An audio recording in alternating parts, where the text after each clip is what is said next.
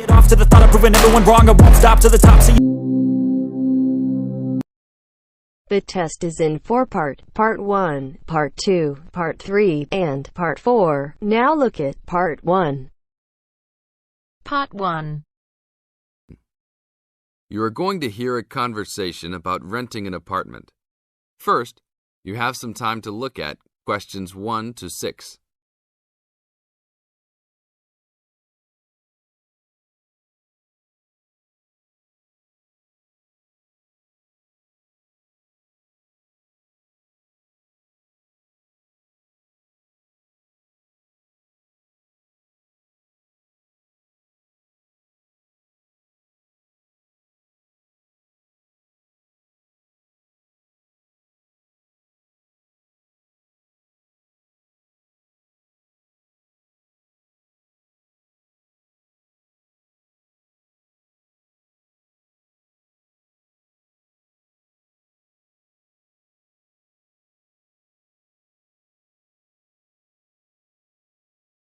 Now listen to the tape and answer questions 1 to 6. How can I help you, sir? Hi, I'm interested in renting an apartment in your building. Can you show me around inside?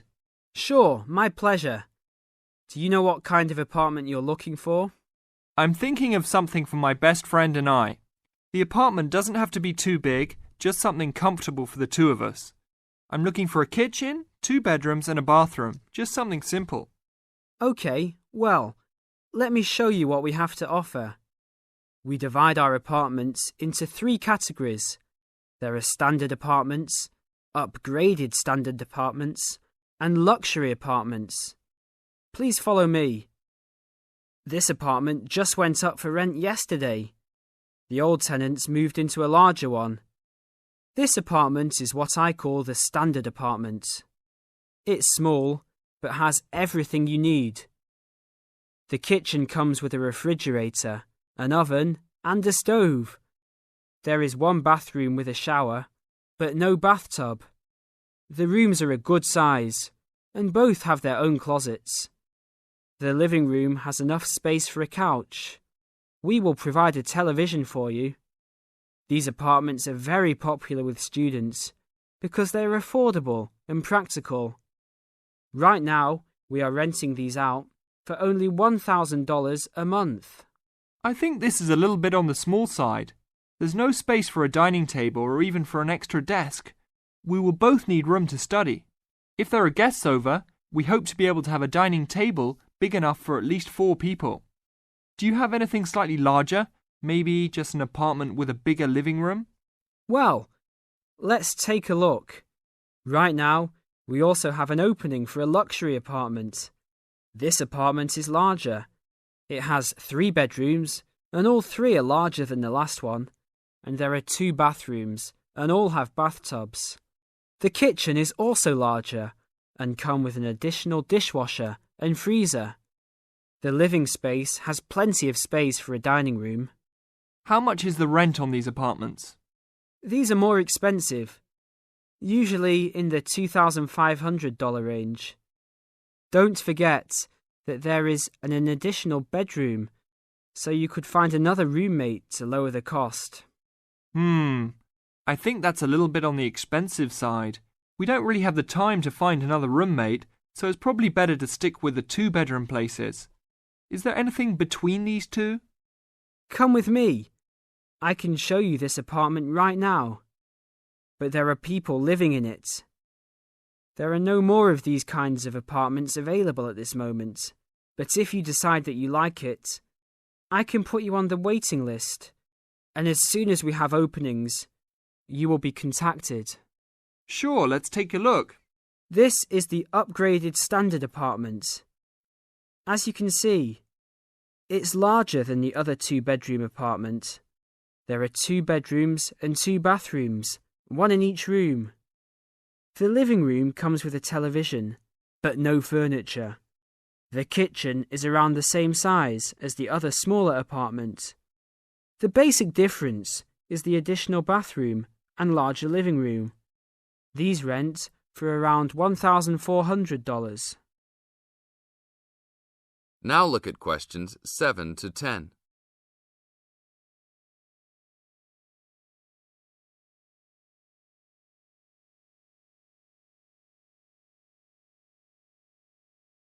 Now listen to the tape and answer questions 7 to 10. Seems like a good deal. Do you know when an apartment like this will be available? That's hard to say. I know these people who live here right now should be graduating soon, so they might be moving out. Well, I guess I'll put my name on the waiting list. Hopefully there'll be an opening as soon as possible. That sounds like a good plan. I will notify you as soon as we have vacancies. You will have to leave us some information and a student identification number. Sure, no problem. My full name is Robert Jack Browning. Could I have your age, please? I'm 38. Your major? I'm studying biology. How about naming some of your hobbies? Fishing, golf, watching movies, and spending time with my family. Sounds like a good life. What is the price range of the apartment you are looking for? Somewhere between $1,000 to $1,500. Your student identification number, please. QS 45890. Could you repeat that? QS 45890. Lastly, could you leave us a phone number? Okay, it's area code 236 580 2287. Thank you very much. I will give you a call as soon as possible. That is the end of part 1. You now have half a minute to check your answers.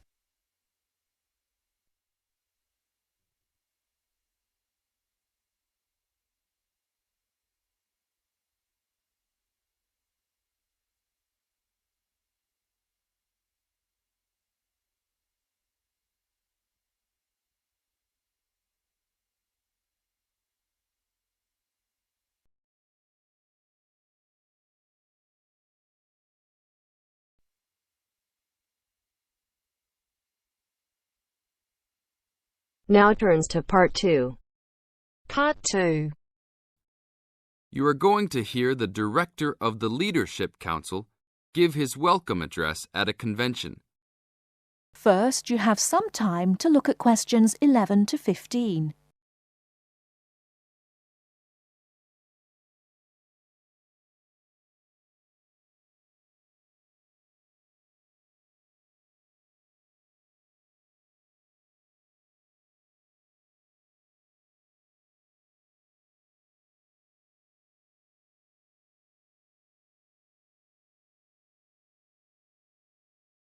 Now, listen carefully and answer questions 11 to 15.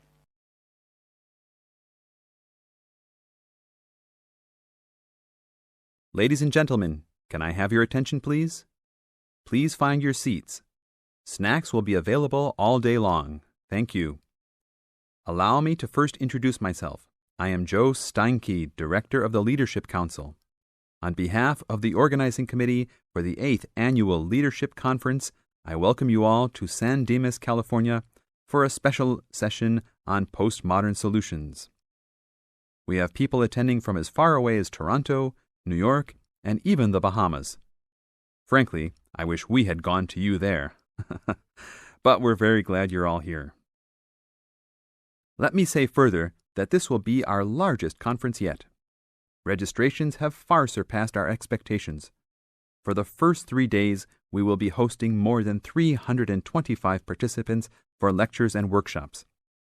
Another 100 will be joining us for our final 2 days and culminating session on Friday evening.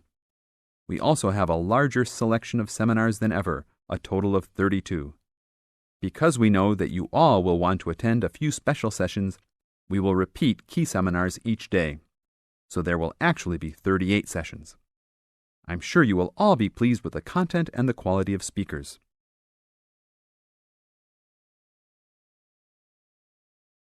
Before you hear the rest of the talk, you have some time to look at questions 16 to 20.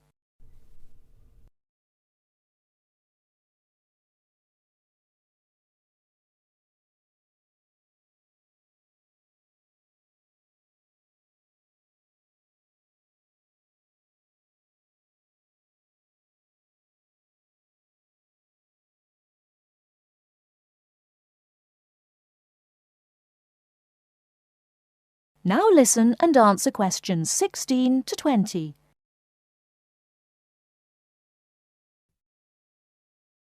Now, for those who have opted not to take part in our bag lunches, there are a number of places nearby that we can recommend. We are located here in the Convention Center just across the street from the Harford Shopping Mall, and the place we most recommend is Vital's, which is just west across Queen Street on the opposite corner. Please be careful crossing both streets, however, as we don't want to lose any participants. If you're not up to Vital's, you can also get some Italian food at the Olive Garden, which is further down Queen Street and east on Danning Avenue, across from the police station. They have a great minestrone soup and excellent breadsticks, all you can eat. On the other hand, if you want some good old American food, you can head to Fuddruckers for some big hamburgers or to the Cattle Company for some fat, juicy steak. Fuddruckers is next to the Olive Garden, but the Cattle Company is back closer to us in the opposite direction of Vital's. Just go east out of the Convention Center across King Street.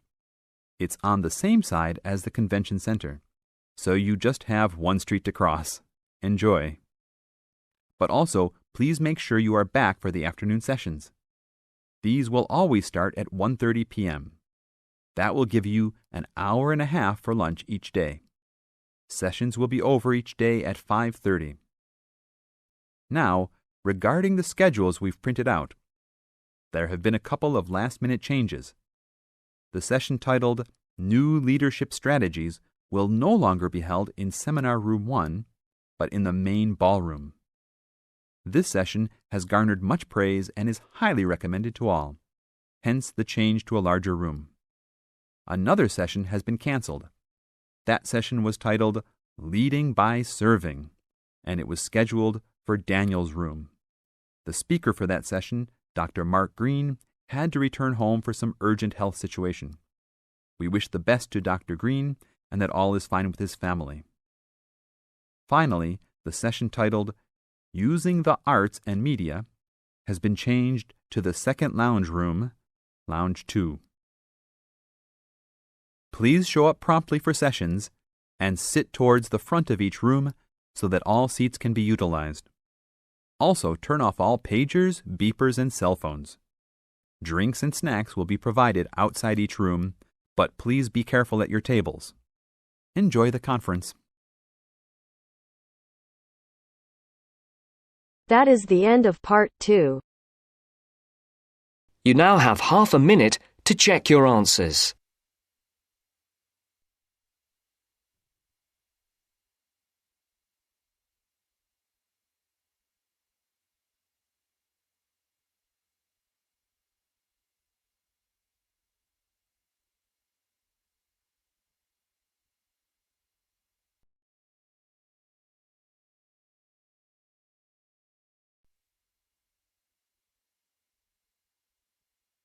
Now turns to part 3.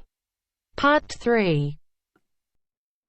You will hear part of a radio program about do-it-yourself house painting. First, you have some time to look at questions 21 to 24.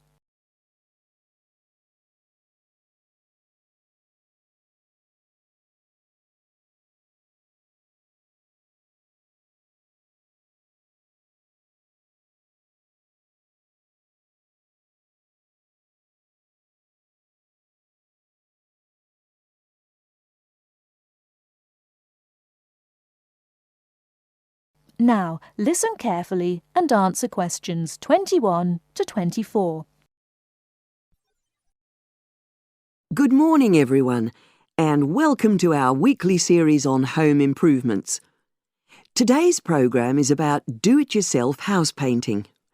There's never been a better time for people who like to do their own interior house painting. Although people still lead very busy lives, thanks to the availability of various new DIY materials, you can now decorate your home in a more efficient and a more environmentally friendly way. In 2009 alone, approximately 53 million litres of the paint that was sold in the UK were left untouched. That's enough to fill 21 Olympic-sized swimming pools. It's easy to overestimate how much paint you'll need to decorate your room if you use guesswork. And if you know exactly how much paint is needed, you avoid unnecessary waste. There are automatic paint calculators available now.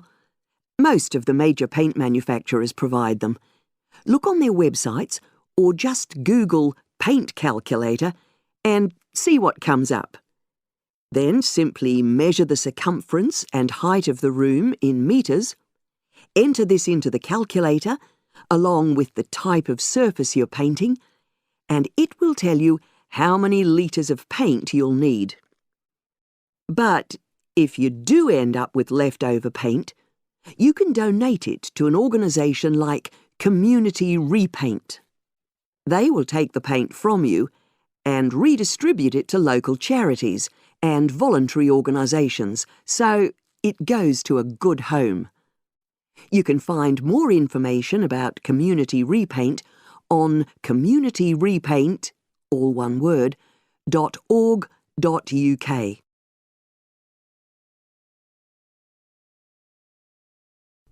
Before you hear the rest of the talk, you have some time to look at questions 25 to 30.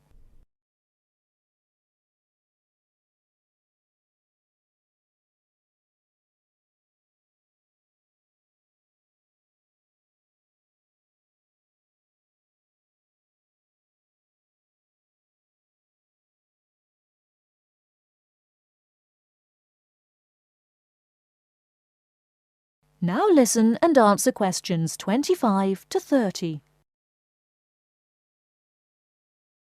Another way of avoiding paint wastage is to check you're completely happy with your colour choice before starting to paint. For example, you can get a small sample of the colour you're thinking of using, then paint a board and move it around the room, so you can see how it looks against your furnishings and in different lights. Also, it's always better to buy high-quality paints because you get what you pay for. If you buy cheap paint, you might need to apply 2 or 3 coats to achieve the same coverage that you'd get from 1 coat of a good quality paint. You could also spend a week on a job that could have been done in a day or 2. And consider the environment. Most paint manufacturers now sell water-based paints that don't contain harmful chemicals or give off harmful odours, so get one of these. You can also buy paint that's packaged in recyclable containers. There's a lot more choice than there used to be. You can only do a good job which will last if you prepare the surfaces thoroughly before painting. In fact, in many ways, if you want to do a professional-looking job, this is more important than the painting itself. If there are any cracks or patches of loose plaster, painting over them won't solve the problem. Take the plaster out and fill the holes, allowing enough time for the new plaster to dry. And you won't get a smooth finish if the walls are dusty or greasy. So washing with water isn't enough. Use a solution of decorator's soap and rinse well with warm water afterwards. When you're ready to paint, we suggest you use a medium pile roller for walls and ceilings. A lot of people tend to use short pile rollers, but these give a patchy finish, and that wastes paint and time. Similarly, long pile rollers can create a thick textured effect, which looks messy. The same goes for brushes. The stronger the bristles, the easier they are to wash and reuse. And as you've chosen a water-based paint, clean your brushes with cold water, because it's more energy efficient that way. As you're decorating, keep transferring small amounts of paint into a tray and keep topping it up when you need to. This reduces the chance of it being contaminated by dust and pieces of dirt. And finally, water-based paint doesn't have a lingering smell, so that's not an issue anymore.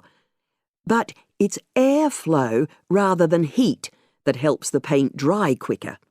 So, to help finish the job in the quickest time, leave your doors and windows open. The faster the paint is dry and the job finished, the quicker you can start enjoying your room. In tomorrow's program, I'll be giving some advice on...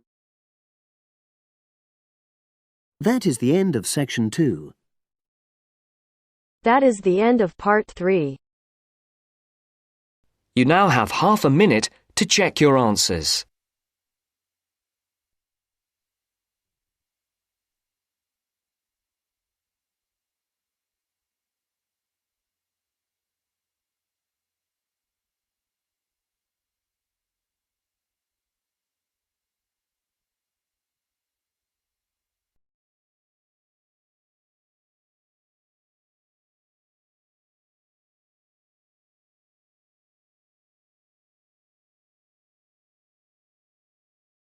Now turns to Part 4.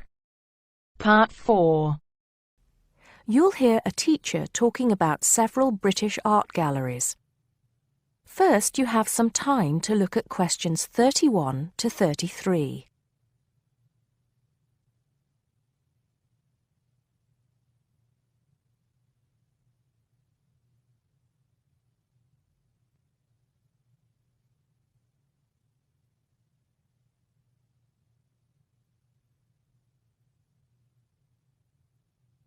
Now listen carefully and answer questions 31 to 33.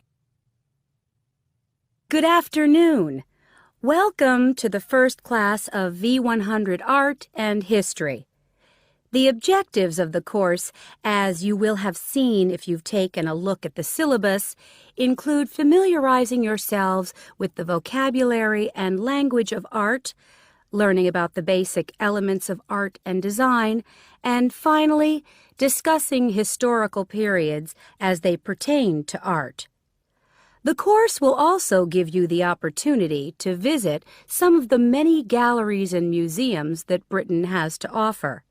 So, having said that, I'd like to spend the rest of today's class talking about 4 of the more important galleries that we will be visiting in the coming year. As most of you already know, or at least I hope most of you know, there are 4 Tate galleries in all. To begin, I'd like to tell you a little bit about the Tate Modern. Tate Modern is located in a very busy part of London called the South Bank. It's close to 2 world-renowned tourist attractions, St. Paul's Cathedral and Shakespeare's Globe Theatre. Now, interestingly enough, Tate Modern is housed in what was a power station built in several stages between 1947 and 1963.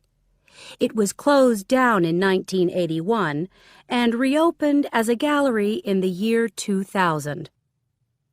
Tate Modern consists of 5 levels, with the Tate collection being shown on the 3rd and 5th levels. On level 2, the works of contemporary artists are exhibited, while level 4 is used for holding large temporary exhibitions. Since this museum opened, it has become a popular spot for both Londoners and tourists alike. And believe it or not, it doesn't cost anything to get in to see the collection displays. Before you hear the rest of the talk, you have some time to look at questions 34 to 40.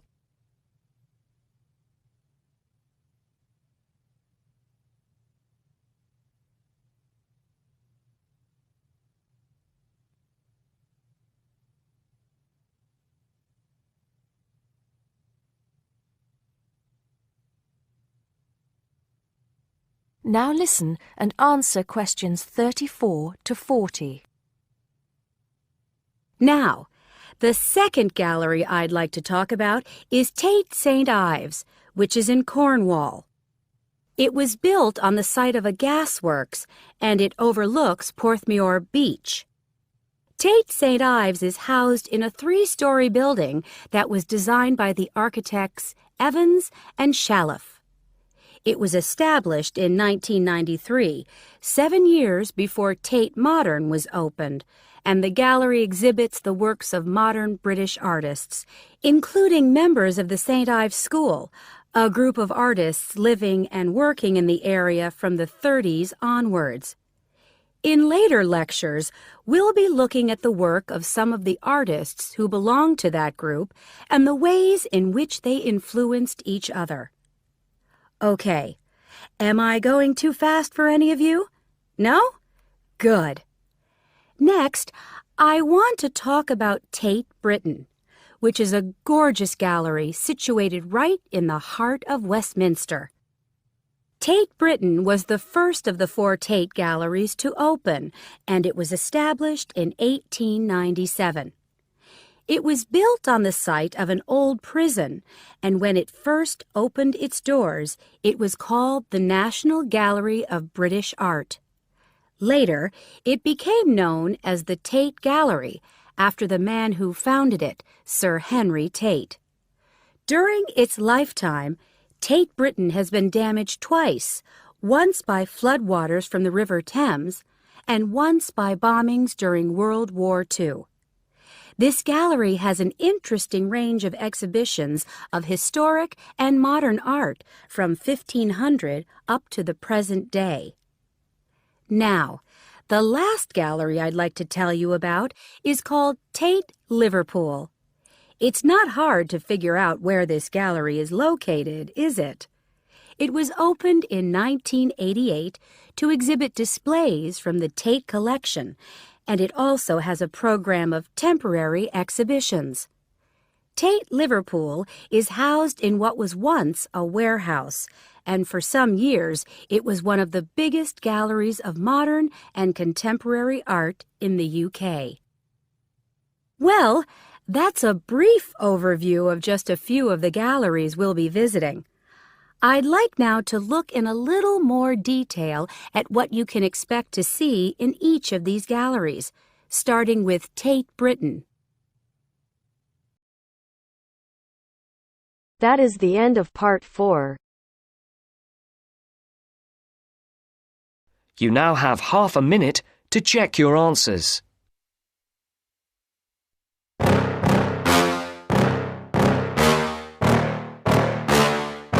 Yeah. Please tell me that I can't, that I won't, that I fail, that I'll never make it out, yeah. Please tell me all the bad, never good, fill my head full of every single doubt, yeah. Please say any negative thoughts, I pop off when I hear people say I cannot. I get off to the thought of proving everyone wrong, I won't stop to the top, so you better back off and get lost. I'ma stay loud, stay proud, never